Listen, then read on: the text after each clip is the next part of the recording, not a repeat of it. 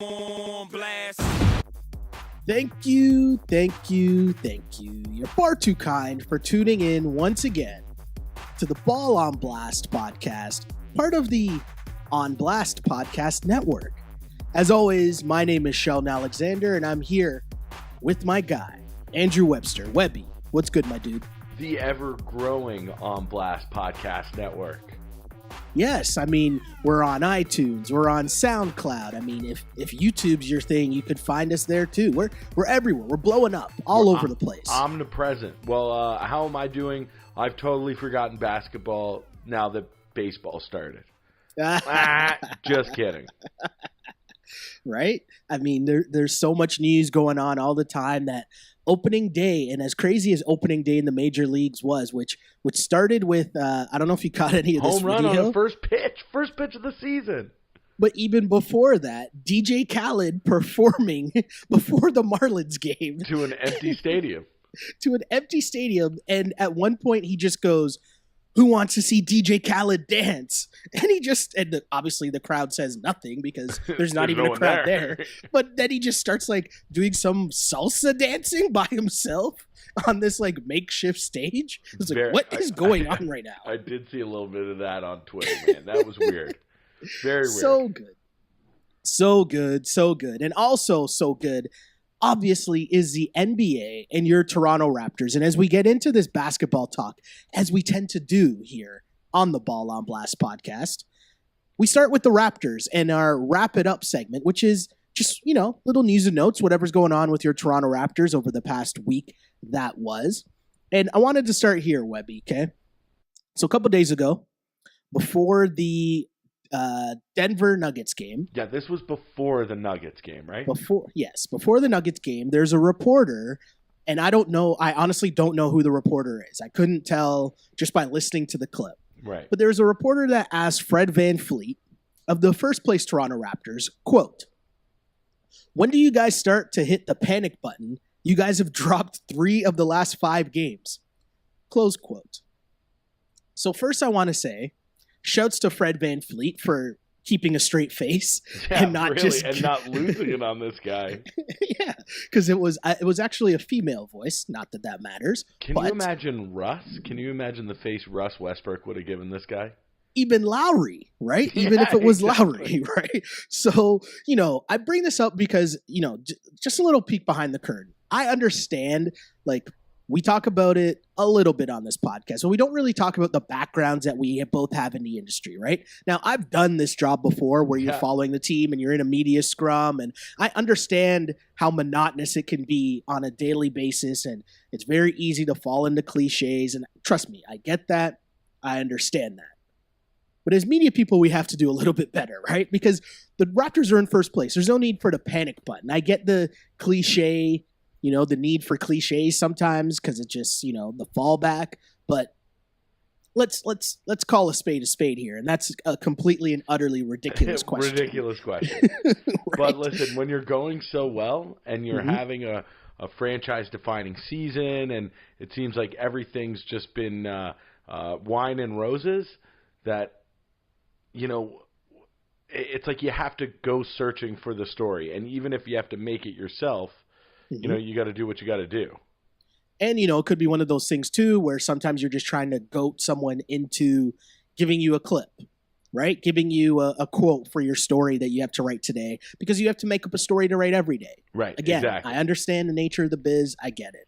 But what I do want to talk about, though, is what I think this reporter was trying to get at. Right, which is the fact that if you go over the last 2 weeks, I want to say the past 7 games, right, of the Raptors schedule, they've played a lot of very close games. And even in the games that they won, they were still very, very, very close, right? And I think that's what this reporter was trying to get at, right?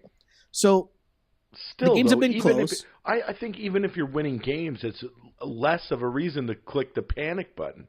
I mean, if you want to be successful in the playoffs, you look at the teams that are winning close games against good opponents. Definitely. And trust me, I wholeheartedly agree that there's no need, absolutely no need to bring up the word panic when it comes to a first place team in the Eastern Conference, right? So, maybe is there something to especially with this very insecure fan base that we have here in Toronto, is there anything to worry about? And I only bring this up because, again, there's been a lot of close games as of late, right? So if you go back to, let's say, the Mavericks game, right? Right. The Raptors win that game in overtime. Now, there's no need for you to go to overtime against the Dallas Mavericks, who are one of the worst teams in the league. Cool, but good teams win games that they probably shouldn't, right?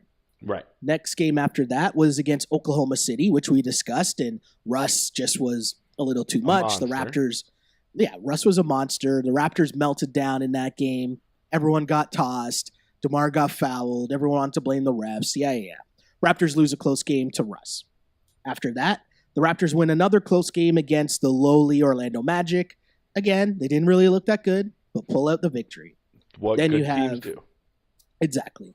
Then you have the loss to LeBron, where, as you discussed last week, Webby, how did you describe it? It's just LeBron being LeBron? Yeah, LeBron doing LeBron. But listen, the Cavs needed 17 assists and no turnovers from LeBron in a game to beat them. You know, For sure. like very few players are going to give you that kind of performance when you need it to beat a complete team like the Raptors. LeBron just happened to do it. Totally true. I wholeheartedly agree with you there. They followed that up with another very close win against the lowly Brooklyn Nets. The Nets are a pesky team, right? Yeah, like the Nets are one of those teams, right? Like how they play, their style of play, they play up and down. It's high scoring, high offense, or they don't really go away, if that makes sense. Couple of former Raptors on that team as well. True.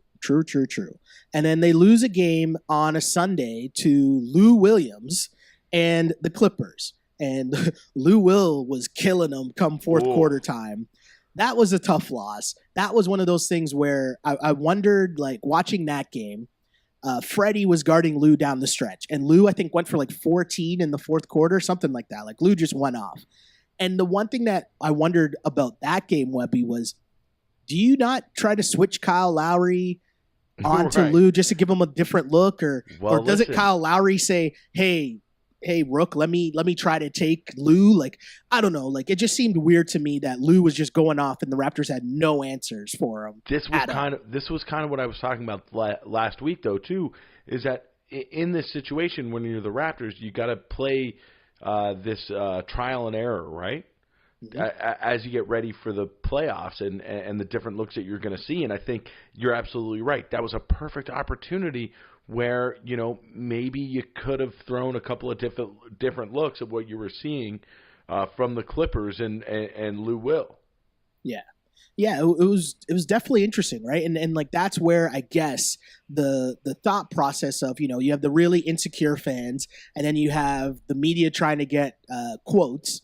And I guess that's where we get to this point now where we're asking, after another close game against the Nuggets, who are a good team and who are fighting for their lives, their playoff lives. That's one of the most impressive wins that they've had recently, I think, was that Nuggets win. Oh, for sure. A team, I know they were on the second night of a back-to-back, but the Nuggets are a team that are high-octane offense. Again, they're fighting for their playoff lives. They're trying to get in a very tough Western Conference, and the big takeaway I got from that game was it was the return of the bench.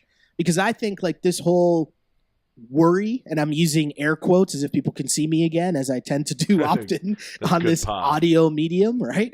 I think the term worried, if you're going to use that for Raptors fan base and how people are feeling over the past couple of weeks, if you are too worried, I think the biggest thing was the bench play, right? Like the bench has been the key cog for this team throughout the whole season, right? As we discussed time after time, each and every week, either the Raptors would be down and the bench would bring them back, or the bench would come in and take a 5-point lead and make it 10, or make a 10-point lead 15.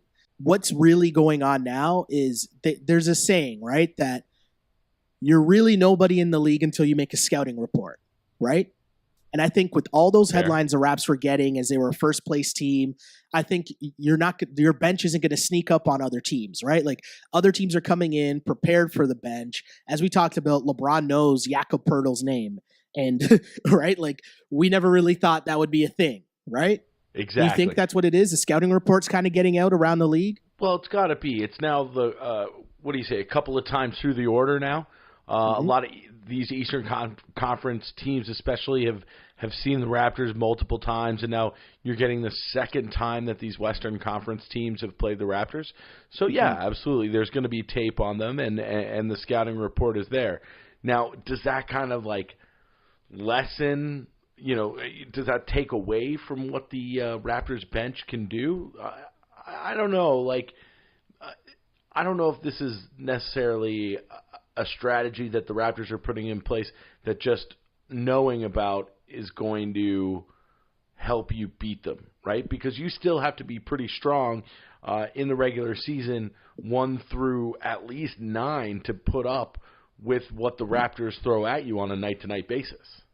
Definitely, right? And I think it's just kind of like the ebbs and flows of an NBA season, right? Like things emerge, people emerge, strategies emerge, and then it's about the adjustments, right? And I think that's just magnified come playoff time. And I think all that's happening now is teams have adjusted to what the Raptors have done really well, which is bench play and ball movement and the whole threes versus layups and kind of like the style of play that the Raptors have been using this year. It's kind of like teams have now adjusted, and now it's time for you to get better and adjust yourself. Right? Like, and again, as you said, they're still winning games. So there's really, like, we shouldn't be quote unquote worried. I think things are just tightening up a little as we get closer to the playoffs. Because again, every possession will matter come playoff time. The games will be highly contested. You're not going to win and blow out games in the playoffs that much. Do you know what I mean? It's just going to be a different style of play. And I think we're just ramping up to that more so than this is something we should be worried about in terms of the Toronto Raptors. 100% agree. The other thing, though, is, and tell me if I'm wrong, Webby, but we got the receipts. You can go back and listen to this podcast from the beginning of the season. And what have I been stressing to Raptor fans that, especially following the loss to Cleveland where LeBron went crazy, but I've been stressing. To be the man? No, I'm just saying keep your expectations at the same level. Don't ride the wave and everyone turned this into, the Raptors need to make the NBA Finals now. And if they don't make the NBA Finals, or if they don't make the conference finals, then this season is a failure. And I've been saying this the whole year.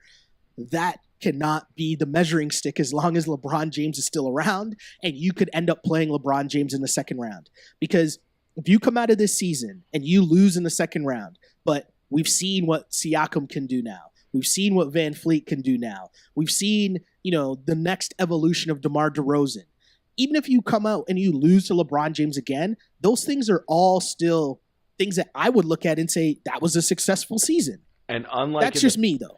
And unlike in the past, now you have real building blocks.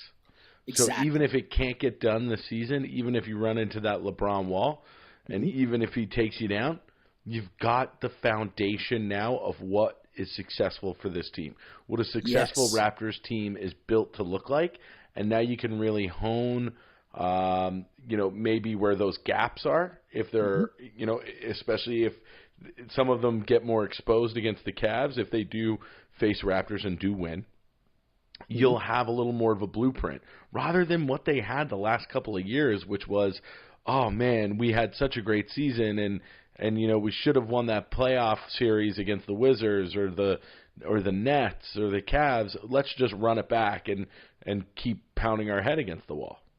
Exactly. You're so right. And we talked about it too. The foundation of what they're trying to build and what they've been for the past couple of years, what Casey and especially Masai have been terming as the program, right? They're trying to run a program as if it's like a college program, a style of play from top to bottom, a group think, so to speak, in terms of style of play, consistency. Exactly. Right.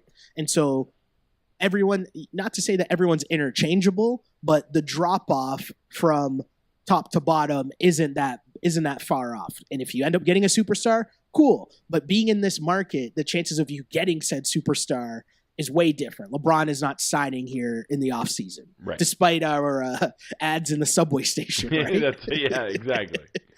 But here's a tough stretch coming up for the Raps right now. Okay, Webby. So the Raptors play. Currently, they are 3 games up on Boston for a top spot in the Eastern Conference, right?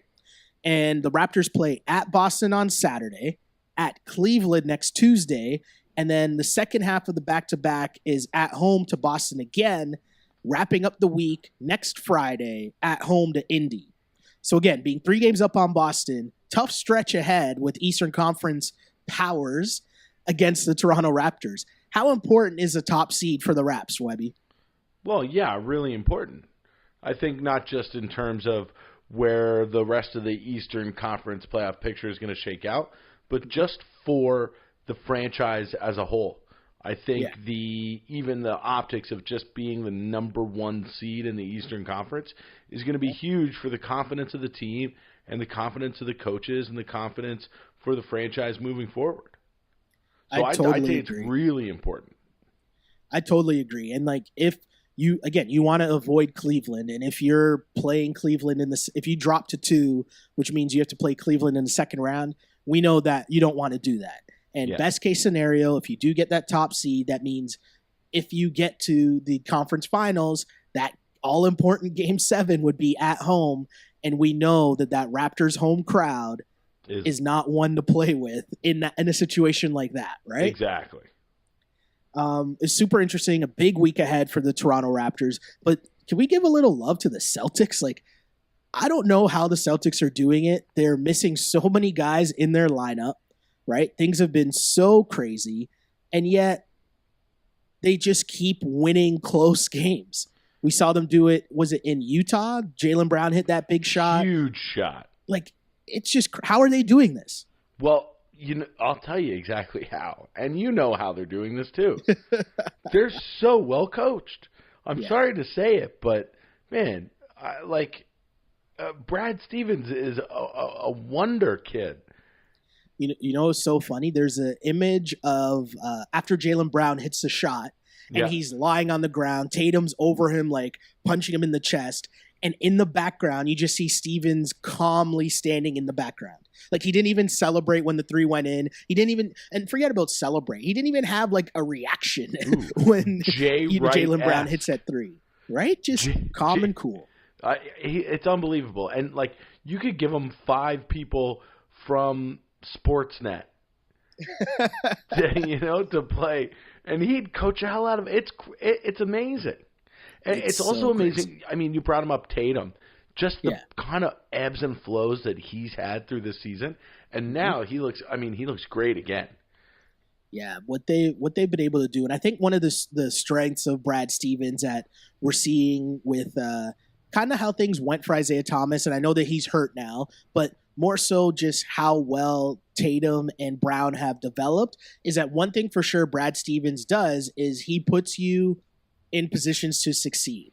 He'll take your strengths and put you in that position to be successful. And Tatum has had a great season. I think he's already set the Celtics record for rookie scoring. Yeah. Right? I'm pretty sure I saw that earlier this week as well.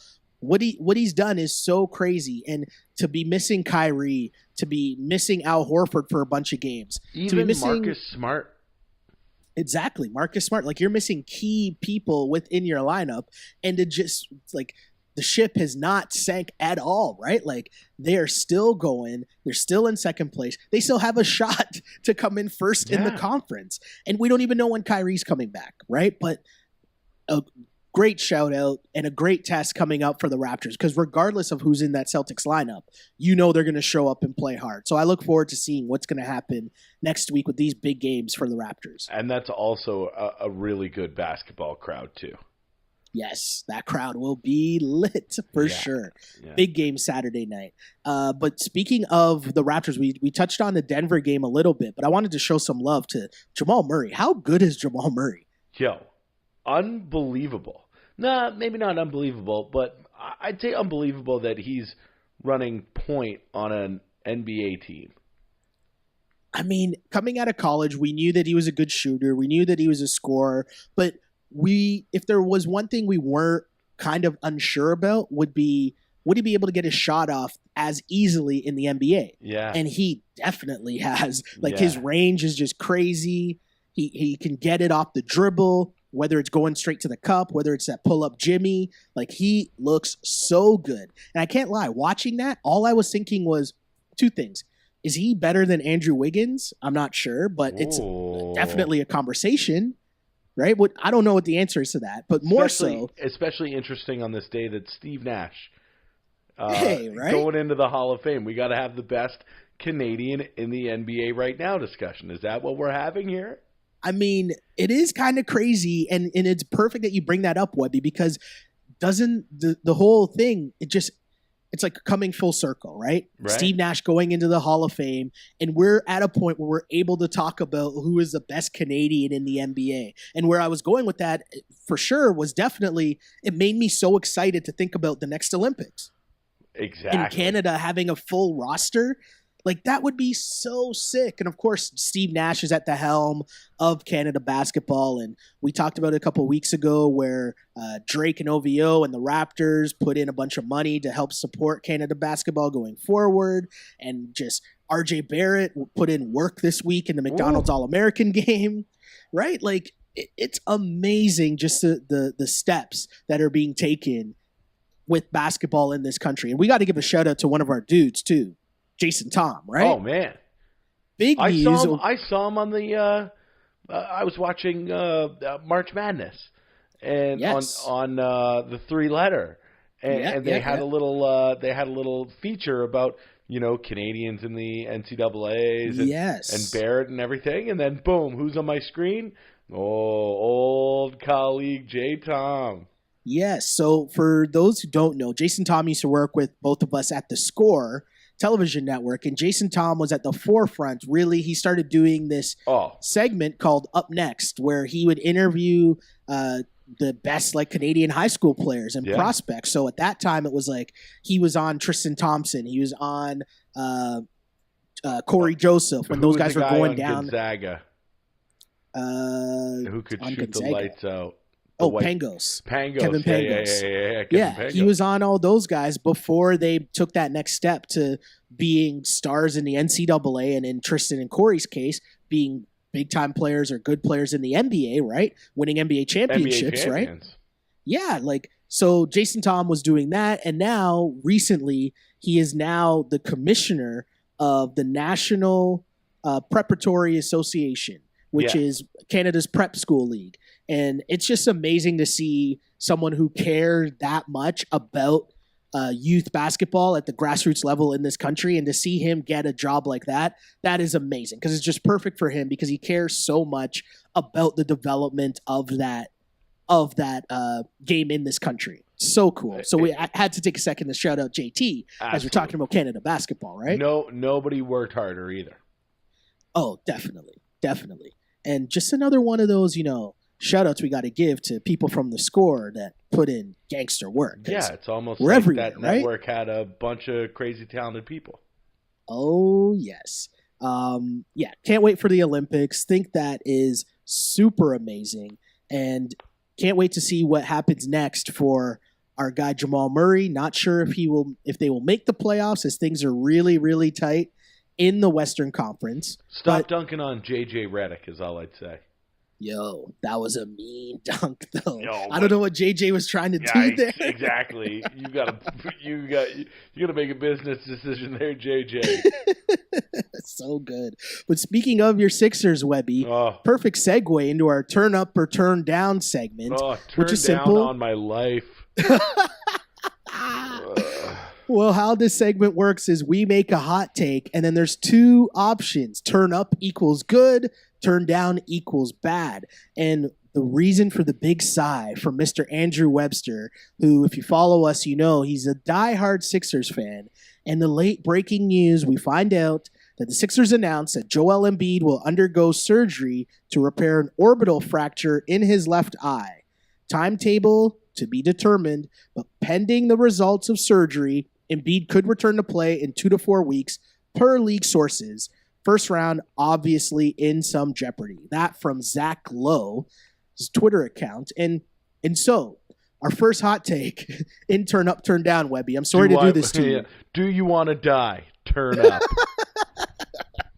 But the process cannot be trusted. Webby, turn up or turn down? Well, I'm turning down on the process cannot be trusted, because you always have to trust the process.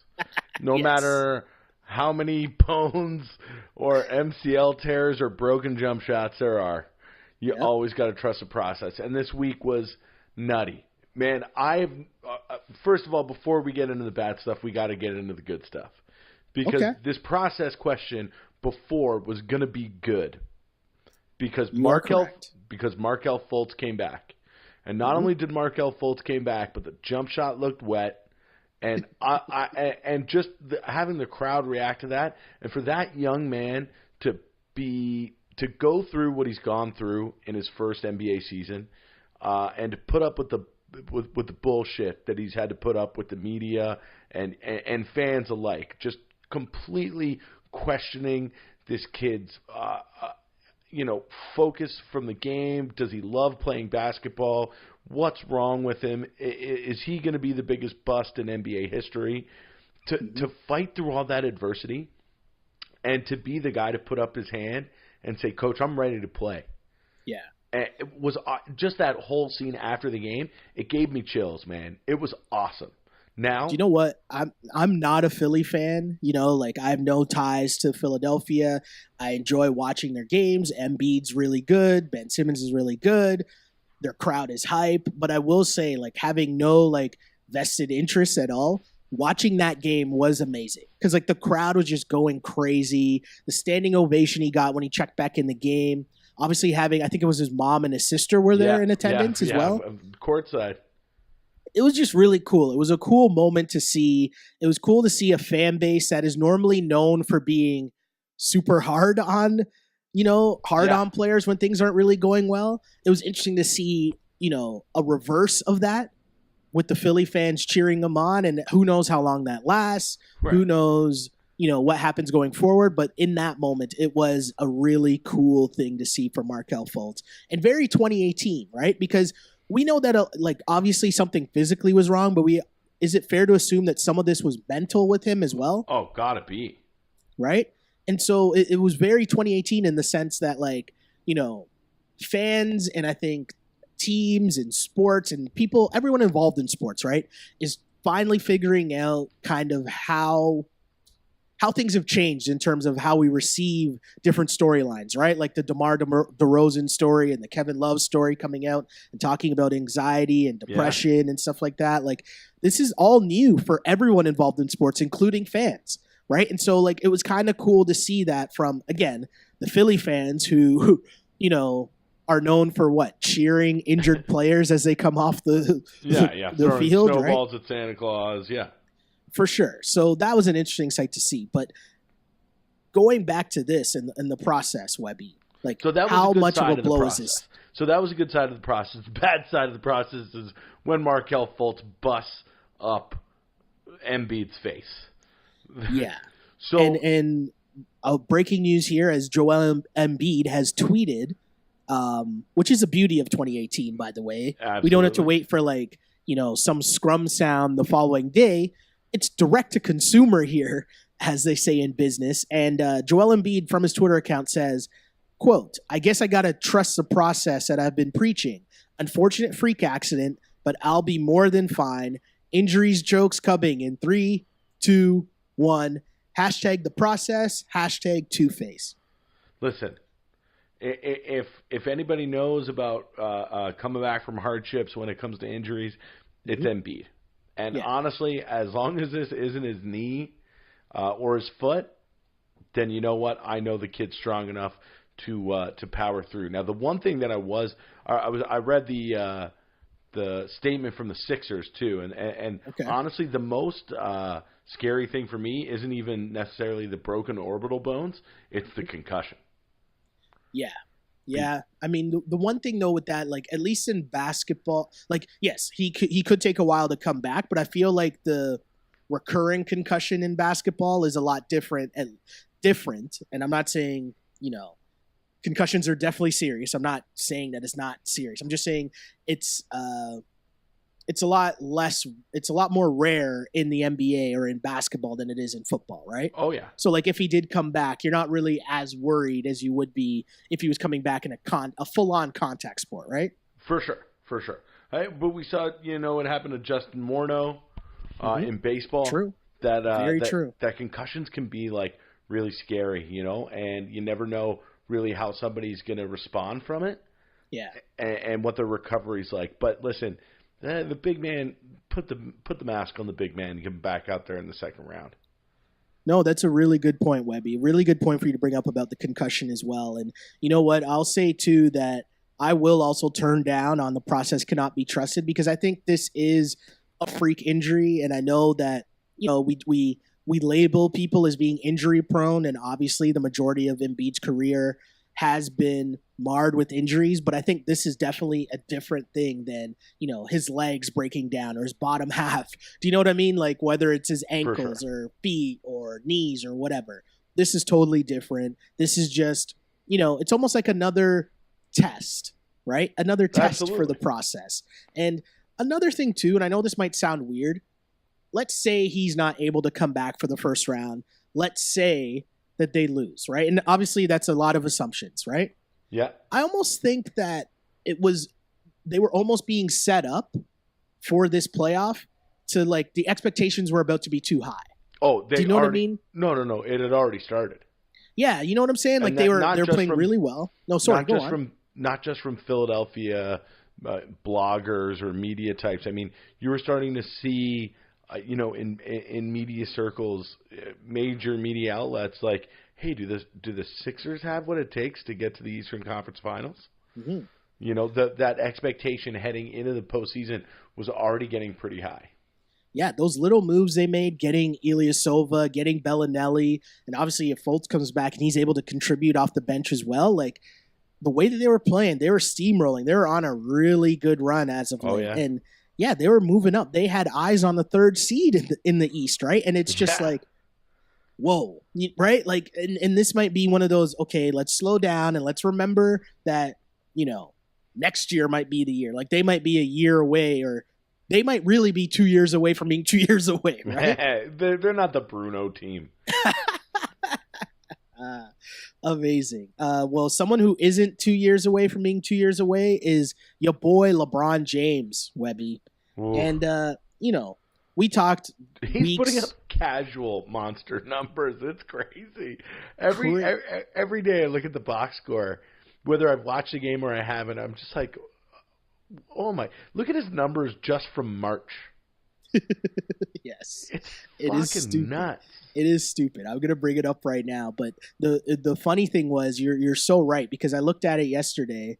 They won in Charlotte. Yeah. And it was a funny stat that was floating around the internet after that win that Kemba Walker for his entire career is like 0 for 26 versus LeBron James teams, which is just an amazing stat. Again, 0 for 26 against LeBron James teams for Kemba Walker's entire career, which is just absolutely hilarious. But, in that game, it's like LeBron on the second night of a back-to-back puts up, as you said, a very casual, 41, 10, and 8. Second night of a back-to-back, whatever. Like it's no big deal. No big deal. LeBron James keeps rolling, but the reason this time that he makes it into our turn up, turn down segment is for something that Mr. James said away from the court. So LeBron, to the Associated Press on the MVP race, said, quote, "I would vote for me. The body of work, how I'm doing it, what's been happening with our team all year long, how we've got so many injuries and things of that nature, guys in and out, to be able to still keep things afloat, I definitely would vote to me." So Webby, this turn up, turn down hot take is LeBron saying he would vote for himself as MVP is lame. Turn up or turn down? Turn up. Oh. Turn up. Totally lame. Oh, okay. But go on. Why? Nothing new from LeBron. All right. Listen. That's insane. And listen, I know where you're gonna go for this. Uh-huh. All right, but listen, this is super lame. He was asked a question though. I don't care if you believe it. Okay. That's fine. But man, listen, LeBron, master manipulator. Okay? Yes. I'm not saying that he's dumb for saying this. I think he's really smart for saying what he did. Oh, it's super calculated. But the question is it lame? Yeah, it's really lame. And you know what? It's gonna backfire. Oh. It's going to backfire. Well, you know what? And maybe that's what he had in mind all along. Mm-hmm. But yeah, listen, because you know why? Because the media members who vote on this stuff, they, for some reason, take this shit personally. So do you know what? And you know what? People who will turn up on this and say that it's lame, it's one of those things where this is another one of those instances where if you dislike LeBron, this is why you dislike LeBron. Because he does things like this, right? That he knows by saying this will become a topic in every NBA circle. It'll lead Skip Sports Bayless Center. is licking his lips at talking about this. Right? Like he knows exactly what he's doing. And, you know, I get it from that angle. And the other thing that goes along with this stuff in terms of, you know, people that dislike LeBron and because he does things like this, if you follow LeBron on Instagram, it's such an interesting follow because you'll see him lately, especially, he'll like repost him like highlights of himself dunking on other dudes. Yeah. Right? It's just like LeBron liking like Bleacher Report posts of him dunking on Nurkic. And it's just kind of like, this is kind of weird, no? But again, it's also very 2018, right? It's so odd. He is a perfect millennial athlete. It's so odd. But you said you knew where I was going with this, Webby, and I'm going to turn down on this. I do not think it's lame because, for one, I know exactly why though, because and I completely agree with what you're going to say here. Well, here's the thing, right? He's being asked a question, right? And so we started this podcast by talking about how, you know, every day it's very monotonous for the reporters, and at the same time, it's the exact same way for the athletes. Are being asked the same questions every single day. And so the reason we can't get mad at them for not giving us the same cliched answers and then also get mad at them when he's being honest. He honestly thinks that he should be MVP. He's being honest. This is why we like the NBA. This is why we do a podcast about the NBA, because things like this happen, right? And the NBA is very 2018 and caught up in everyone's feelings, and we care about what everyone thinks about us. And so LeBron is saying, no, I definitely would vote for me. I think I'm the MVP. He's being honest. It's how he really feels. I'm not going to crush him for being honest. And it's kind of the same reason why, you know, hockey is kind of boring to me, right? Like, I love the Leafs. I cheer for the Leafs, but imagine Connor McDavid being asked this question, you know, like imagine them asking, hey, who do you think should win the Hart? And you could never picture Connor McDavid ever saying, well, I would vote for me or I would pick myself. Like that would never happen, right? Oh. Can you imagine? Don Cherry would lose his mind if that happened. That's it. But that's what I'm saying about LeBron is that, like, this guy is playing four-dimensional chess, I find, with the NBA and the people who cover it. Yeah. Because, listen, does he believe that? Who knows? But he knows that keeping the conversation around the game and around himself and his team is a good thing for his brand, for the NBA brand, which then in return is good for his brand. So you know what you do? You create the swarm of takes, you know? So anything, he knows that anything he says is going to get blown up, and Skip Bayless is going to talk about it, and we're going to talk about it. It's going to be all over the internet. He's smart enough to know that and put that out there and create this circus. You know, I think that I really do think that he knows exactly what he's doing. Oh, he definitely does. And I'm here for all of it. I'm here for the male soap opera that is the NBA, right? It's so funny. And it's just so funny to contrast LeBron James again to like Connor McDavid, right? And it's so funny because we love the Leafs. We rep Austin Matthews and Mitch because they have as much of a personality as the Toronto media will allow them to have a personality. Does that make sense? Do you know what I mean? Don't forget my third adult son, William, either. Shout out to Willie. Yes, for sure. No doubt. No doubt. All three of them. Oh, right. It's at least wave, right? This is definitely a biased take because we love the Leafs. But I'm just saying, like, they, you know, the NHL doesn't, you're forced to be a robot, right? But we'll see, like, Austin ripping Mitch Marner's new commercial or whatever, right? Like, there's some personality there, at least a little bit, that hockey will allow. But I think it was McAuliffe brought this up on Tim and Sid the other day, and I thought it was a really good point, just about how both leagues could probably learn a little from each other. right? Really and good so take. like, yeah, really good point. Right? LeBron could take a little bit from hockey in terms of being a little more humble, if that's the way to look at it. And hockey could learn a little bit from the Russes of the world in terms of loosening up a little and, showing that individual flair and style, right? Like they both could learn a little bit from each other. And I think that's a great point from Uncle Timmy, right? Yeah, of course. But why are we surprised? Also true.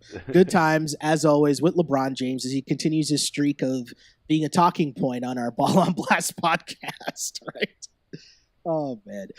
Moving on, one last topic in our Turn Up, Turn Down segment. Lots going on with the Golden State Warriors, and I bookmarked this to bring this up as a lead-in to this topic. But tonight's starters for the Warriors, Quinn Cook, Patrick McCaw, Kevin Durant, Draymond Green, and JaVale McGee. Back.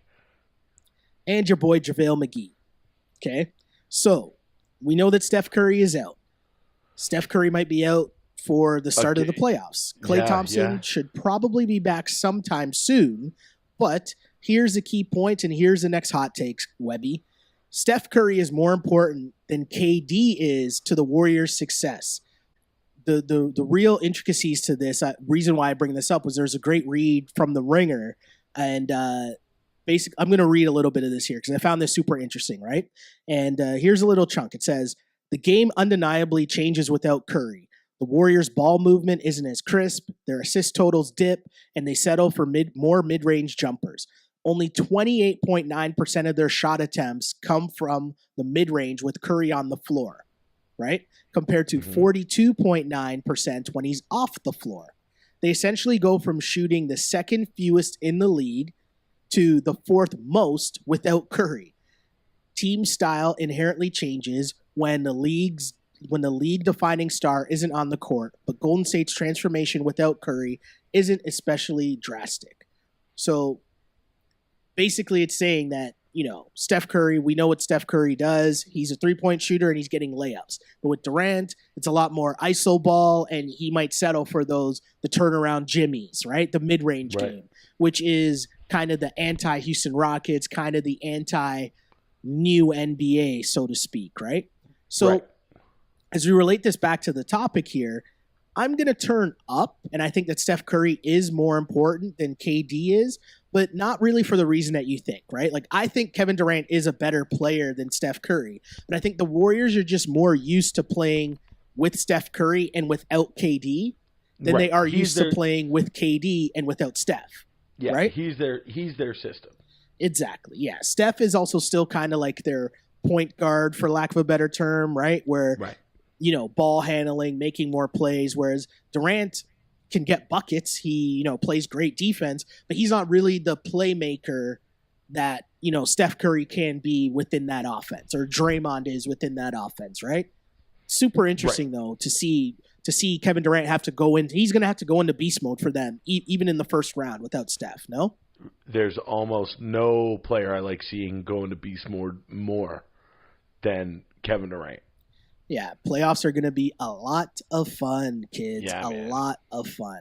And especially when you go to the West, as I pull up the standings in the Western Conference as we speak. And for the record, as we speak, the OKC Thunder and Spurs right now. It's been a great game. It's been a great game. This game is so fire. Especially the second half has been just back and forth here. Such a good game. It looks like the Spurs are going to win as they, you're right, pulling off a comeback. But you look at the Western Conference standings, and your Golden State is a 2 seed. You could be facing Minnesota in that first round. Now, Jimmy Butler would probably be back. Would he be 100% healthy? Not really sure. But Golden State would be without Steph Curry, most likely. Like, that's a tough matchup. It's just so crazy in the West. I don't know how things are going to play out, but it's going to be a lot of fun. And speaking of the West, did you catch that Blazers Pelicans game the other night? I did not. Oh my goodness. This is the one that Dame was playing in, right? Yes, Dame was playing before he left. Yes, because they had a private jet on standby because he was about to have his first kid and he wanted to be there for it. So they had the private jet on standby for him in like a bunch of different cities depending on when his wife was going to go into labor. But That's awesome. him and AD just went at it, and it was a crazy, crazy game. Back and forth. Like the Western Conference playoffs is going to be, the Eastern playoffs are going to be great, but just the way that the West, like so much can change on a night to night basis. Oh my goodness. So much fun. What's crazy is too, are we past we all know it's going to be Cleveland and Golden State in the finals? See, we were talking about that the other day, right? And I think if you just told people, hey, it's going to be the 4th year in a row of Cleveland versus Golden State, if you just told people that, I think they would be mad. But I think that if we get to that same point, so much craziness will have happened in between that we'd be okay with it being Cleveland versus Golden State for a 4th time. No?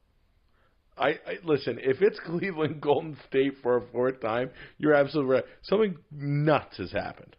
Yeah, like so much has gone on. LeBron would probably have to be like one of the best playoff performances he's had to date. I'd assume it would be a great, crazy series between the Warriors and Rockets. I'd assume that would be a crazy series, or the Rockets would get upset by someone in another crazy series. Like, no matter what, if we did get to that point, to the way that the season has gone, I think we'd be okay with it because it means some crazy shit happened. If it were to happen, it would mean that both number 1 seeds lost. Also true, Webby. Can't wait. Again, there's about a week and a half left in the season, let's say, and the NBA doesn't disappoint at all. And one place that the NBA doesn't disappoint, Webby, it's on social media, which is why we created a little thing called the Feed Me segment, which is the best things in the NBA to come across our social media feeds. And this might not be the best thing, but it was an interesting note. This from the Lakers. They tweeted out today a medical update. Isaiah Thomas had successful arthroscopic surgery to his right hip today. Thomas will miss the remainder of the season. His expected recovery time is 4 months. Obviously, this is not the best thing to come across our timelines. This is kind of, sad news because it's been a tough year and a bit for Isaiah. So the question here, though, is will IT return to form? I stumbled on that because I wrote down will IT, but as I was reading it, it was will it. Yeah, that's literally what I just did there. So good. And I'm leaving that in too. I'm not taking that out. Yeah, you got to leave that in. So good. Will IT ever return to form, Webby? What do you think, man? Oh, man. It's tough, right? It is tough. And that hip injury is so tough on a little – it's almost like a foot injury on the big guy, right? Yeah. And just so much of what he does is powered through like that center of gravity for him. Mm-hmm. I mean, I hope I'm wrong, but I'm turning down that he's going to come back to his former self. Yeah, it's tough, man, to think that he was second in league scoring last year, second or third in league scoring, a legitimate MVP candidate. So crazy. And now, this was a contract year for him. Who knows where he's going to play? And it's crazy for me too, Webby. Like, if I go back, I actually went to Washington on assignment and did a sit-down interview with Isaiah Thomas when he was at Washington. Yeah. So, it's so crazy to see where his career has been from that point. It was funny because I was talking with Jason Sands, who at the time was in charge of our NCAA coverage, and I remember him sending me, because what we'd have to do back in the day, a little peek behind the curtain, you'd kind of have to guess what the storylines would be for March Madness, for our March Madness coverage. So midway through the season, you kind of have to pick out and figure out, okay, well, who's going to be a story, who's going to make the tournament, who's going to be one of those things. And Sands had this great record of guessing right on dudes, right? It was so good, so impressive. But one of the things was Isaiah Thomas. I remember he sent me to go do that interview, and it was so crazy then to see how he was very good media-wise then as well. Oh, yeah. Because if you remember when he burst on the scene, obviously the whole thing was about his name being Isaiah Thomas and his dad losing the bet. And it was the he won the Pac-12 title on the three-pointer. And oh, yes. And Gus Johnson had the call. Young fella. Yes. Cold-blooded. Yes.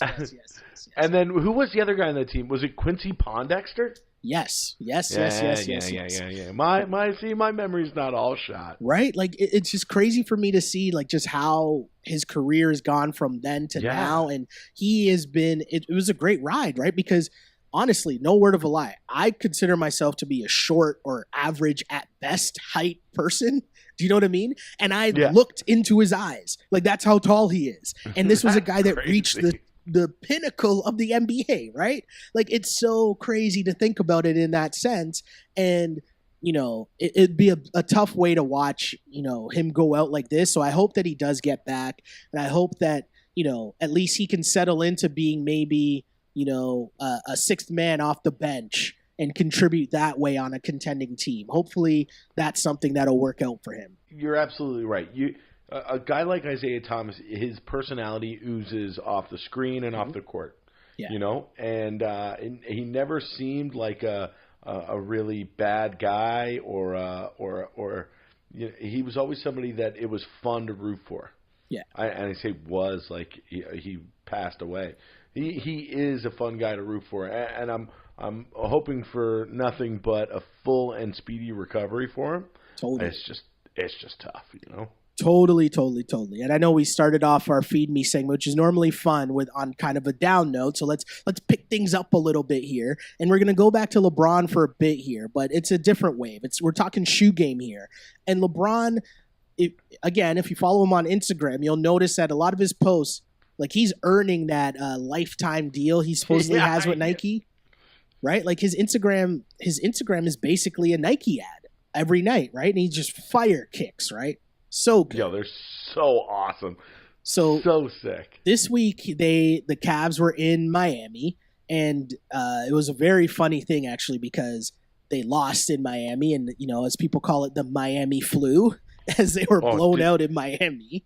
Tell me you saw the block from Wade on LeBron. Oh, so good, right? Did you see after on Inside the NBA, which is why Inside the NBA is one of the best sports shows there is, but Shaq dubbed over LeBron's post game, and it was basically just him talking about what they did the night before. He's like, well, first we started off at Club Live, and then we stayed there for blah, blah, blah, right? He just kept going on and on, talking about the night they had before, and that's why they lost, and he like dubbed over LeBron's post game scrub. It was really funny. LeBron even commented on it the next day, just saying like, damn, Shaq, you a fool, man. You know, like just laughing at it because it was really fun. But again, NBA hilarious. Dudes having fun on social media. But LeBron also had the special Nike LeBron 15s, the South Beach edition. And it was basically the colorway of those Miami Vice, the Miami Heat, the Vice jerseys. Cities. Yes. So fire. But I want to ask you something, Webby. Are you okay with LeBron rocking the shoe colorways of the opposing team? Isn't that kind of weird?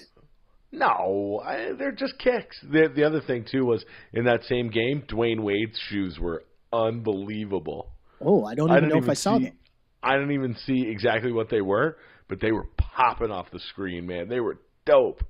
But no, guy, he used to play in Miami. Okay. He's got ties to South Beach. I got no problem with like I think that would be actually really cool of LeBron if in every city he wore LeBrons that paid homage to that city. I think that'd be awesome. Hold on, you should probably sell that idea to Nike. You shouldn't just give that away for free. I know. That's a pretty good idea. You know, Phil Knight, holler at me, man. Right? Some OVO LeBrons? What? Yo, black and gold? That'd be fire. Liberty Bell LeBron 15. Come on, man. Let's go. Right? The other thing that was funny about that, though, LeBron, as he posted that on Instagram, Gabrielle Union, who also happens to be wifey of Dwayne Wade, commented on LeBron's South Beach shoes and said something to the effect, I don't have the exact quote, but something to the effect of, hey, just a reminder, there's no state tax down here. Oh, no. Oh, could LeBron actually go back to Miami? What? No, stop. You crazy. Don't think. No, I don't think so. But I just found that super funny that she would even throw that out there. But again, 2018, she knows what she's doing, right? I just hope that he responded with a hashtag sheesh. Either way, LeBron is such a good marketer for Nike, and that lifetime deal is so crazy. So crazy. He had so much because, too, they also had, it was Air Max Day on Monday. And the Air Maxes that he had, they made like crossover shoes that were like special edition LeBrons, but they were almost stylized as other famous Air Max like styles, if that makes sense, for lack of a better term. Where do I find this? I want to find this right now. You have to go on LeBron's Instagram page. It's so fire. He had ones that were, it was like a cross between, I think, the Air Max 95s and the LeBron 15s. And the colorway was basically a neon green, like bubble, the air bubble. And then the upper was gray. Oh, so good. Like, his Instagram feed is so fire. Now. They're so awesome. Yeah. His Instagram feed is so fire. But yeah, Air Max Day. So much fun. Shout out to Nike. Great marketing. I feel bad that I'm such a sucker for blatant marketing like Nike and Apple and all those things. But hey, at least I'm honest. I'm honest about it, right? Yeah, I'm okay. Exactly. Next up in our our Feed Me segment. Next up in our Feed Me segment, this came across my timeline, Webby, and I'd like to get your thoughts. LiAngelo Ball, for those unaware of the Ball family, it's been a while, but LiAngelo is the middle brother, not Lonzo, who's in the NBA, and not LaMelo, who's the young prodigy and said to be the best of the Balls, but the middle son, LiAngelo, declared for the NBA draft. The 2018 NBA draft, LiAngelo Ball declared for the 2018 NBA draft. Webby, the Jan Brady of the Ball family? Yes. Right? So, thoughts, Webby, on that? Does that do anything for you? Do you think he will get drafted? No. I'll tell you what. Right now, I just pulled up the big shout out to NBADraft.net. Yeah. I'm looking at their 2018 NBA mock draft. Mm-hmm. With the very last pick of the draft, he has the Philadelphia 76ers selecting Theo Pinson of UNC. Theo Pinson, that is amazing. Okay. Now, is Jan Brady Ball better than Theo Pinson? I mean, pedigree alone would make me have to take Theo Pinson, I'd say, right? Of course. Yeah, there's no way. There's no way. Listen, if there were 3, 4, 5 rounds in the NBA draft, mm-hmm. then yeah. But there's only 2. But I have a question for you. 60 spots. Is Jan Brady Ball the 60th best player that's declaring themselves eligible this year? Well, my question for you, has Theo Pinson ever scored 72 points in a game, though, Webby? And I say that jokingly, obviously, because send Theo Pinson to Lithuania. Right.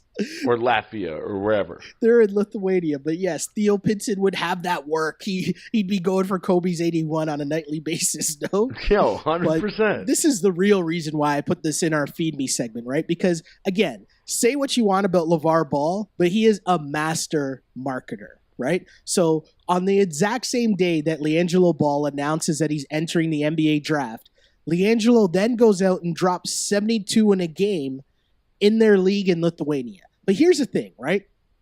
And this is why we try to provide a service here on the Ball on Blast podcast. Because despite the fact that we are unpolished and unapologetic, we still hit you with the real story, right? So obviously, people will see the headline that says LiAngelo Ball dropped 72 points and LaMelo dropped 36 points in this game in Lithuania, right? But what people don't pay attention to, because in 2018, we rarely get past the headline, is that there are 2 different leagues that these guys have been playing in since they went to Lithuania. There is the Men's Pro League, right? And then beyond that, LeVar decided to make the Big Baller Brand Challenge, which works as the youth development league for the same pro league that they play in. So all the times that you've been seeing these crazy numbers, because every once in a while there was a headline that LiAngelo did this or LaMelo did this, right? Yeah. More often than not, it was them in the youth league that they were dropping these massive numbers, especially the 72 points. So as they're like picking up Lithuanian homeless people to play in this league?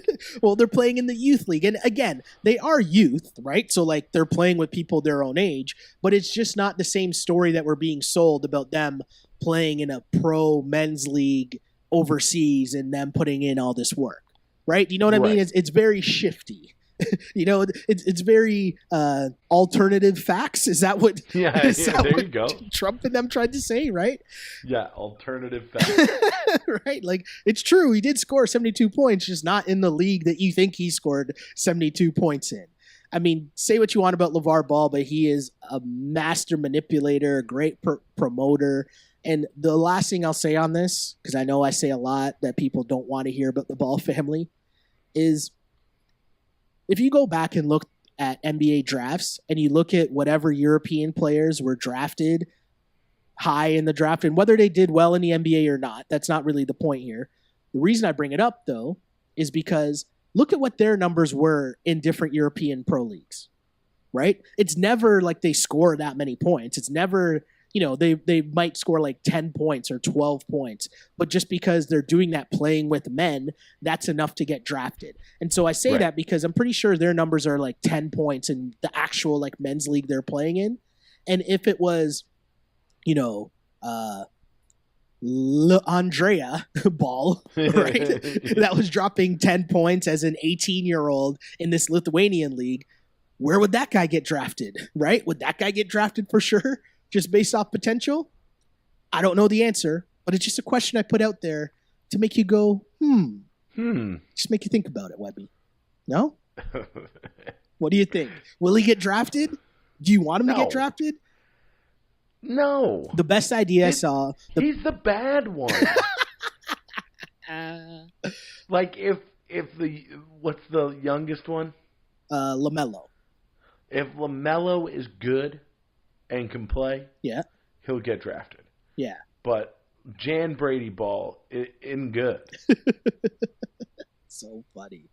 The best idea I saw about this, though, was that the Lakers D-League team should sign him just to sell jerseys, just to like it's a G League, right? Like whatever, just whatever it takes to like that kind of makes sense. No, like make that a thing. Like if it can be a thing, I don't know. It's a G League, right? Like sure. If he tries out and he's better than the other guys who are already on your G League squad. True. I mean, but is this guy ever going to be an NBA player?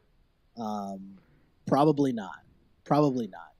But I mean, hey, LeVar might be giving him a better chance than like. Would we be talking about him at all if he was still on UCLA and not playing? I'll put it to you like this: we probably wouldn't be talking about it on this podcast. Definitely not. Right. Right. If he was sitting on the bench for UCLA.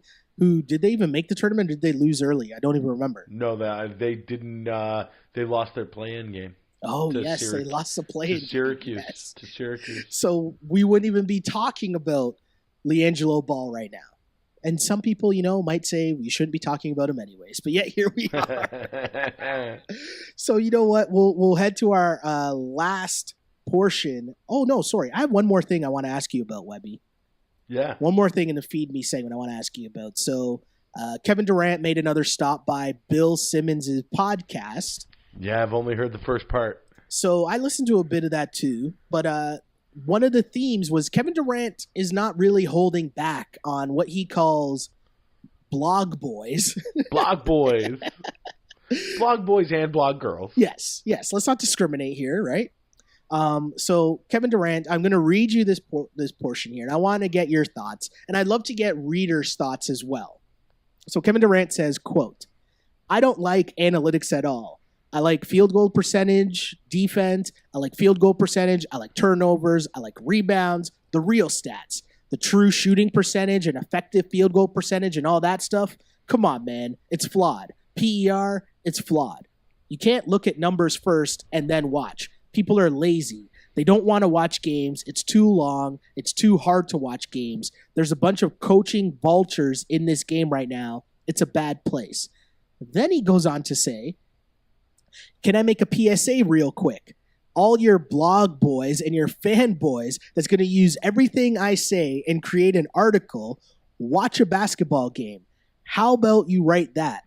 I just want to say that because all these guys are going to write articles and get real mad about what I said tonight.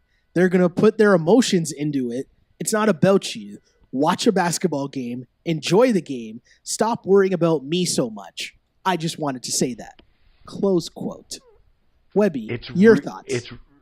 It's really funny how two sides of the same coin Kevin Durant and LeBron James are. Yes.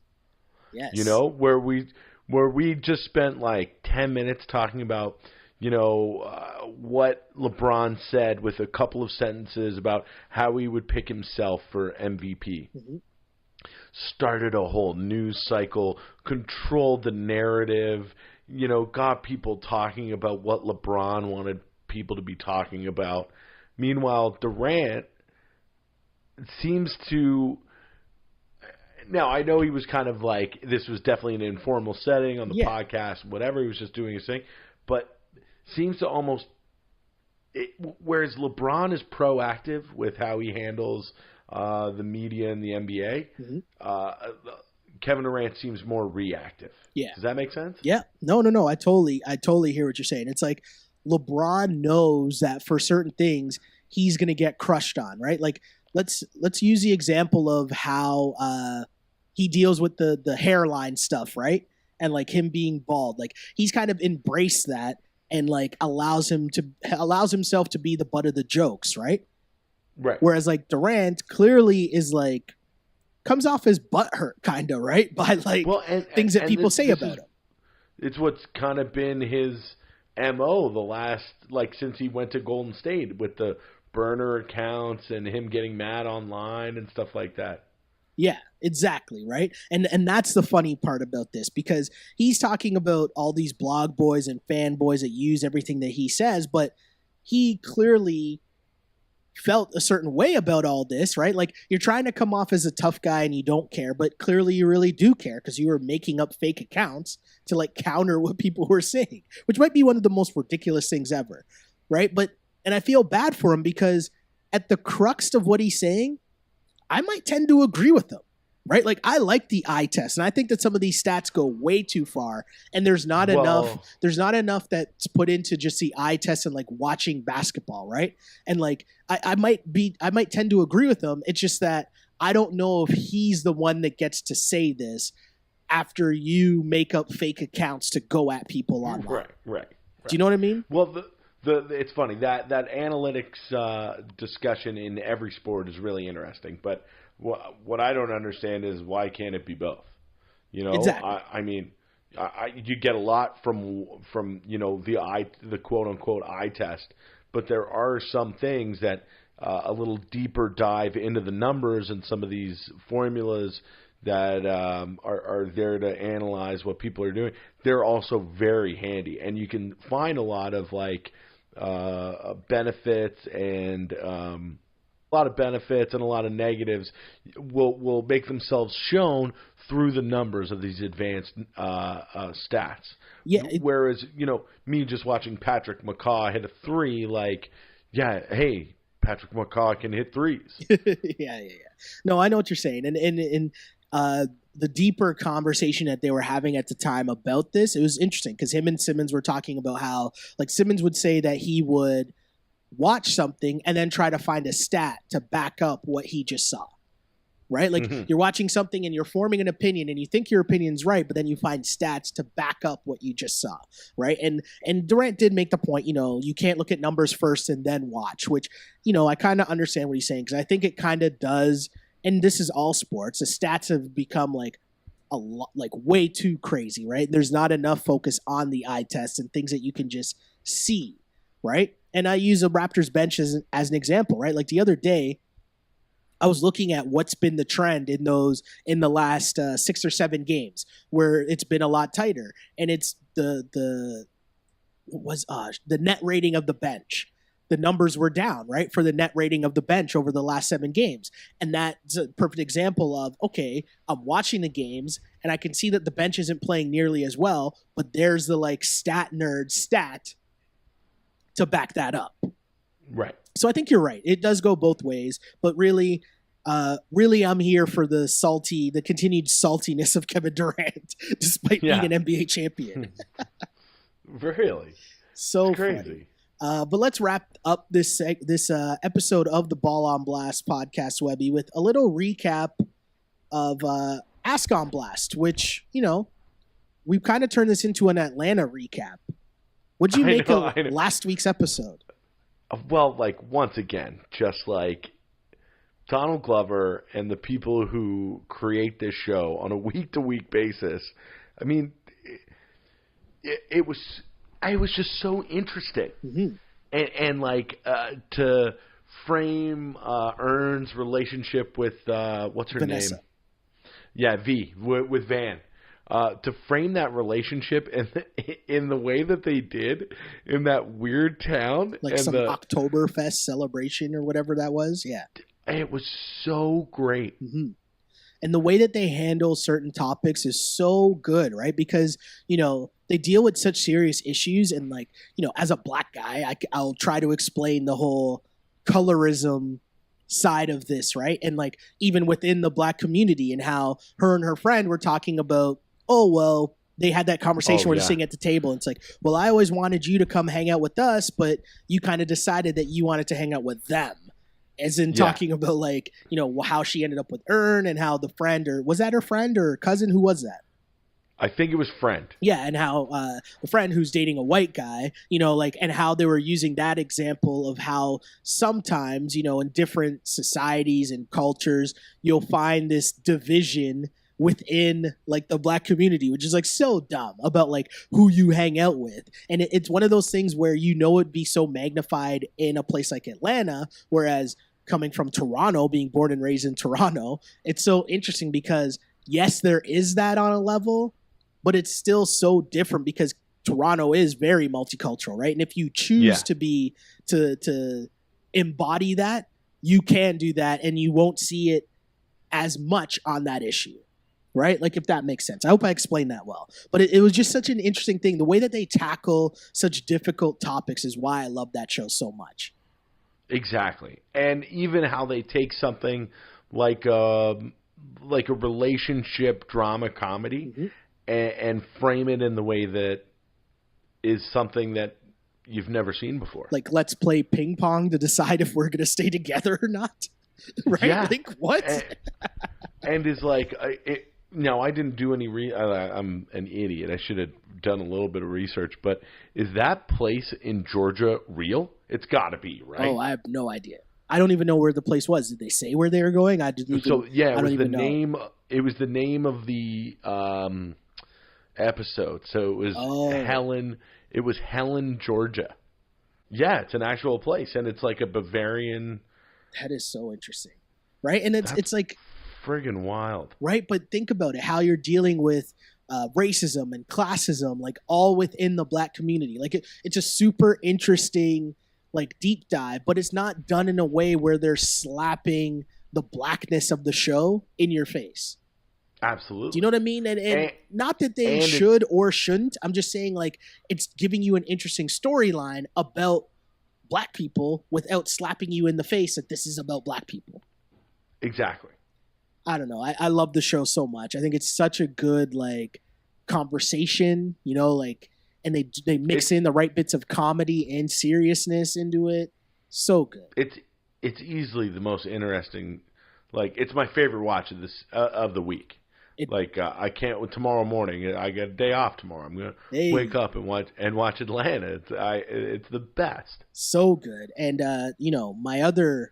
one of my other favorite watches of the week is Billions. Yeah.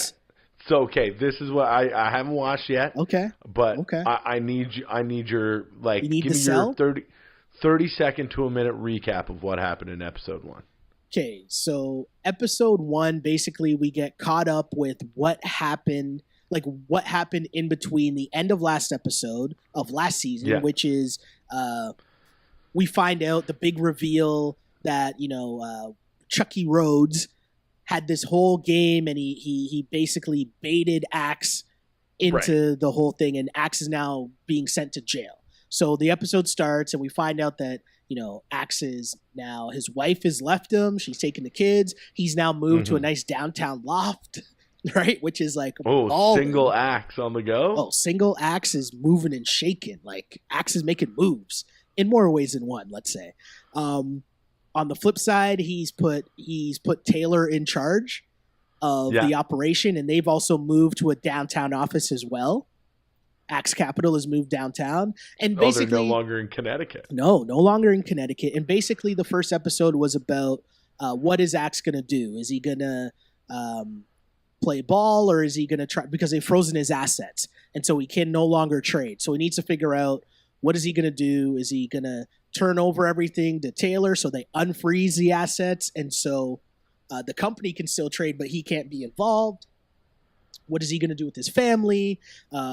We find out that Chuck is back together with what's Maggie Siff's character's name? Why can't I remember her name right now? Tara from Tara from Sons of Anarchy, and I love her so much. She is so great. Why can't I remember her name in the show? Is it because she'll always be Tara to me? She'll always be Tara. She is awesome, though, by the way. Great actress. She is really good. She's really good in that show. I'm not going to ruin the scene for you because, if you're listening to this and I'm trying to sell you on this and you're going to end up watching it, I'm not going to ruin the scene for you, but there is a scene, and you will definitely know what scene I'm talking about when you see the episode, that it's just, wow, wow, wow, wow, wow. Chuck Rhodes and his marriage is just, picking up steam again, let's just say that. No. And it's a great show. And the reason why I like it, it's almost like a toned down Sorkin in terms of, we like Aaron Sorkin because of the dialogue. We know the dialogue is really crazy. The characters are super smart. They don't really talk like normal people talk, but it's super smart dialogue.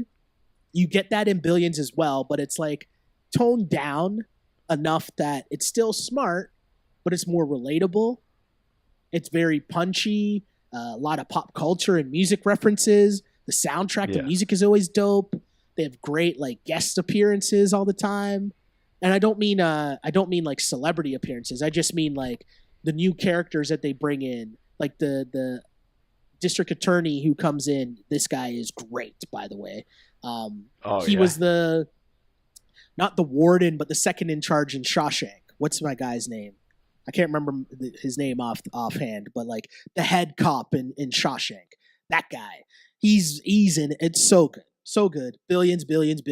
Watch it, do it. You're crazy.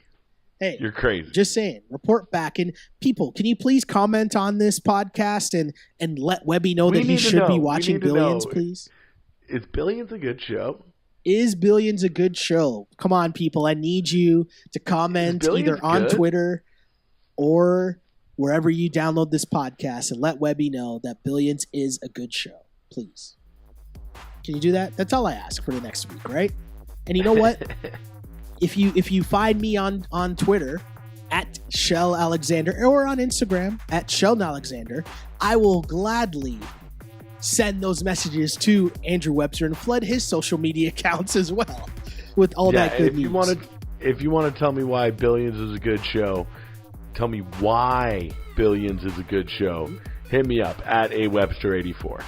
And you know what? If you also want to hit us up and just talk some NBA midway through the season or midway through the week as the Raptors have one of their biggest weeks of the season, you can do that as well. Because you know what? This is the Ball on Blast podcast, part of the On Blast Podcast Network, which you can find us on iTunes. You can find us on SoundCloud. You can find us on YouTube, even if that works better for you as well. And remember, we are, as always, unpolished and unapologetic. Tune in next week when we'll have more of this whole grain goodness for you. Right, Webby? Until next time. Peace. See ya! On blast.